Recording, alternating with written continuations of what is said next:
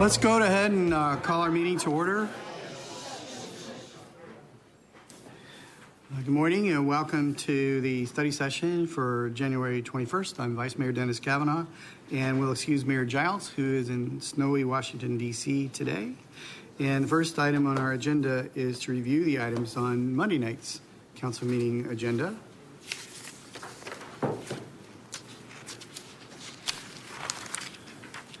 So, items 3, contracts, questions? Mr. Thompson? On item 3B, I just wanted to see if we've thought about partnering with either Mesa or Gilbert School District on this, because I know they could probably use the funding and it'd be a win-win. Good morning, Mayor, Vice Mayor, Council. No, we really haven't pursued that. I know we have additional capacity in our own print shop as well, but these are jobs that are too big for us. So we could pursue that. This is a one-year renewal, but we could pursue that for the, at least look at that question for the next contract.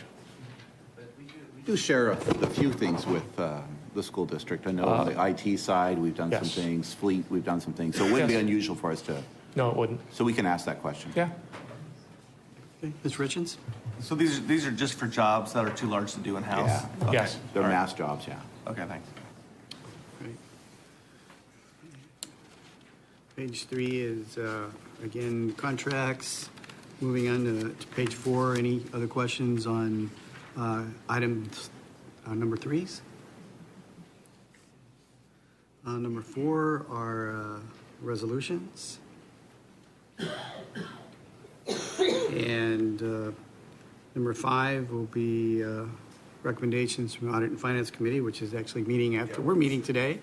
So they're assuming there'll be recommendations from your committee today. Item 6 is introduction of ordinances. Questions on that? Okay. Item 7. Oh, Mr. Thompson?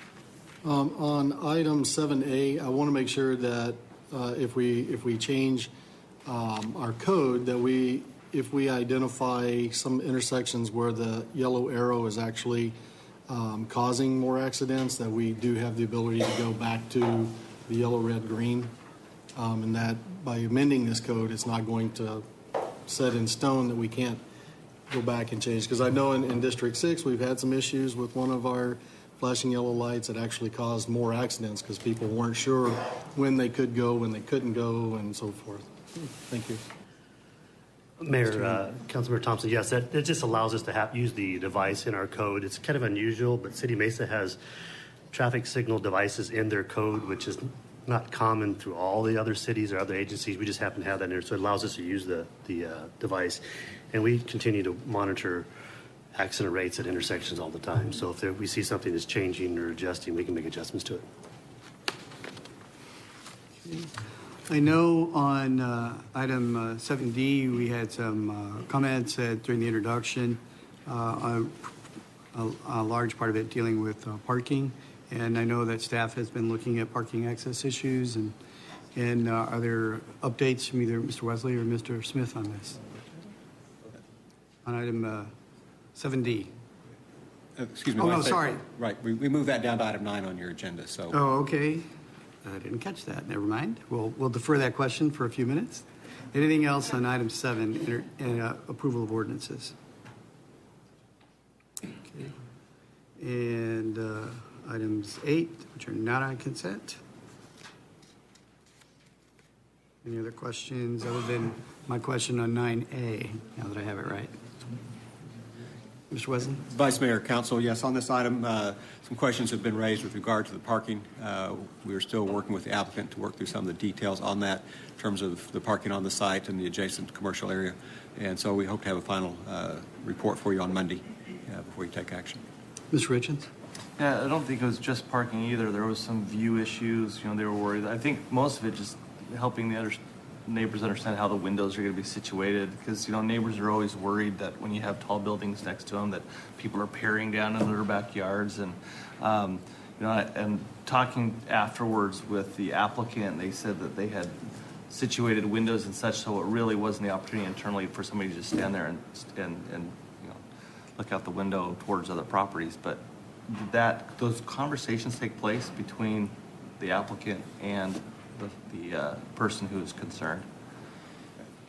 Vice Mayor, Councilmember Richens, I guess I can't comment for sure if they had those discussions. We can double check with them on that. We do know that through design review, they did commit to, and they show awnings on all the windows on that side, which also helps to screen the views, and they have worked to place them appropriately. And I also know that the applicant representative is meeting with residents today as well. Okay, Yes. perfect. That's what I was looking for. All right. Right. Thank you. So we hope we should be able to be ready to go on Monday or potential. Yeah, we'll give the council a report again on Monday. We want to give the applicant time to just make sure there's clarity about the use of that off-site parking. So as long as we get that determined by Monday, we'll just share that with council regardless. So we want to make sure that that's all been taken care of. So. Right, and then the reason I ask is because I know there will be people who want to come and comment about the matter, and we just, if for any reason we have to continue it for a short time, we want to be able to get as much timely notice to residents as we can. Great. Mr. Thompson? Vice Mayor, is this something then that we should probably pull off of consent? It is. It It is is already. now. It is all- okay. Yeah. I didn't know it either earlier, so no, it is. Okay. Any other questions on the meeting for Monday night? Okay. Now we have item 2 on the job order contracts, and you had that. Are there any questions? No questions on that, so I will acknowledge receipt of minutes from various boards and committees. It's been moved and seconded. All in favor signify by saying aye. Aye. All those opposed, that carries. He reports on meetings or conferences attended. I would like to report that the mayor and Mr. Lunar and I had an opportunity Saturday night to attend the MLK Gala at Mesa Community College Performing Arts Center, which is a wonderful venue, and some very important people and organizations in our community were recognized.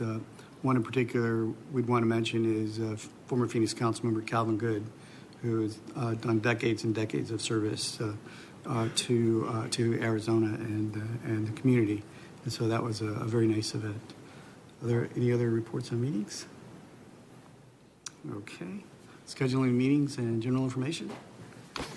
Thank you, Vice Mayor. Just a reminder that we invite you to join Vice Mayor Kavanaugh for coffee with a council member tomorrow, January 22nd from 7:30 to 9 a.m.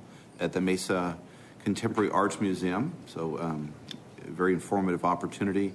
Also, the Mesa Historic Home Tour is this Saturday, January 23rd from 10 a.m. to 4 p.m. So you can contact the Mesa. You can go to mesamuseum.org to get more information about the home tour. And rumor has it some members of the council have got new jobs as tour guides for that. I've heard that. And just a reminder, our next council meeting will be Monday, January 25th. Thank you.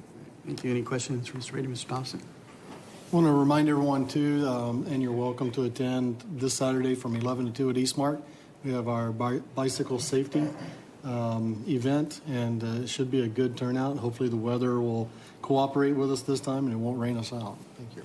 Well, we know it'll be nicer than in Washington, D.C. for the next couple of days. Okay. If there's no further business, we'll entertain a motion to adjourn. Moved and seconded. We are adjourned. Thank you.